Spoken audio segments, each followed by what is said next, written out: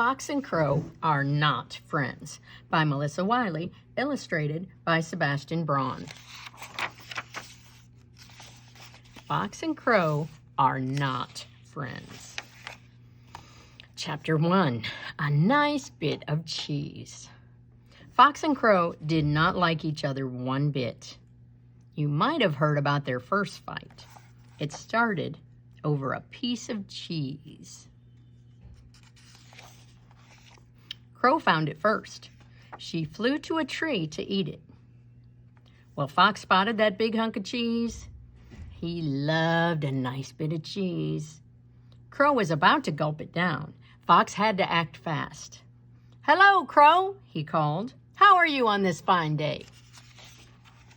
Crow did not answer. Fox tried again. "How fine you look up there in that tree. Your feathers shine in the sun. You make the sky look more blue. What a lovely bird you are."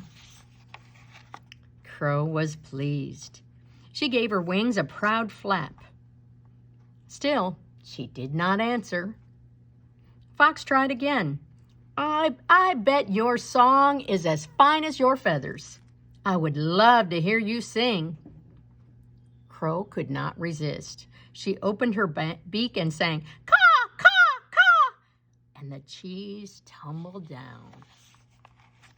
It fell right into Fox's mouth, and he gobbled it up lickety-split. He licked his lips and laughed. Crow glared at Fox. "You had better watch out, Fox," she said. "You may be a sly fox, but crows are smart. You took my cheese. I will get even with you." "You don't scare me, Crow," said Fox.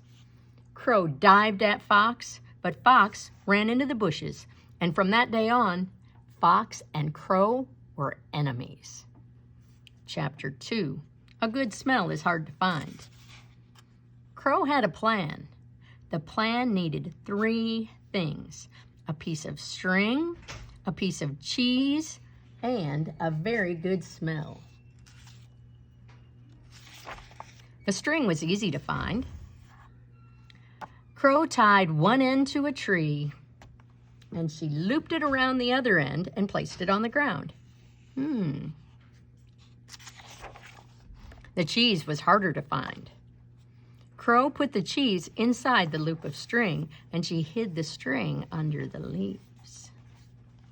Now all she needed was a good smell. But that was the hardest part. Crow could not carry a smell. She saw some fish frying in a pan over a fire, but that was not a smell she could carry. She saw a skunk spraying her perfume. Crow could carry that smell, but she did not want to. She flew away fast. Then Crow found a very good smell. She spied 3 bowls of stew. The smell of stew would be perfect for Crow's plan, but she could not carry a bowl. The only way to carry stew, Crow thought, is to wear it. The stew in the big bowl was too hot. The stew in the middle bowl was too cold. The stew in the little bowl was just right. Crow could wear that stew. She poured it right over her head, and it ran over all her feathers. Crow flew past Fox's den. The good smell flew with her. Fox sniffed. The smell made his mouth water. Fox came out of his den, and Crow flew from tree to tree, leading him along. Fox did not see her. He was following that good smell. Crow led Fox to the cheese with the hidden loop of string. When Fox saw cheese instead of stew, he was surprised. But Fox liked cheese even better than he liked stew, and he could not wait to gobble it up. Crow pulled on the string. The loop closed around Fox's paw. He was trapped. Crow flew up, flew down, and Fox flew up. Fox yelled, and Crow laughed and laughed. Fox dropped the cheese right into right into Crow's open beak. Delicious, she said. Thank you, Fox, for that tasty snack. I do love a nice bit of cheese. Fox shook his paw in the air. I'll get even with you, Crow, he shouted. No one outfoxes a fox. That was the second fight. The third fight was even worse. Chapter 3. Revenge is a dish best served with cheese. Fox fumed. He did not like flying in the air. He did not like losing. He did not like Crow. He plotted a way to get even with her. For his plan, he needed 3 things: a scarecrow, a piece of cheese, and a birdcage. Step 1 was easy. There was a scarecrow in the cornfield. Step 2 was a little harder. He did not know where Crow kept finding all that cheese. He looked in burrows and nests and dens, and finally, he found a nice piece of cheese in a cabin.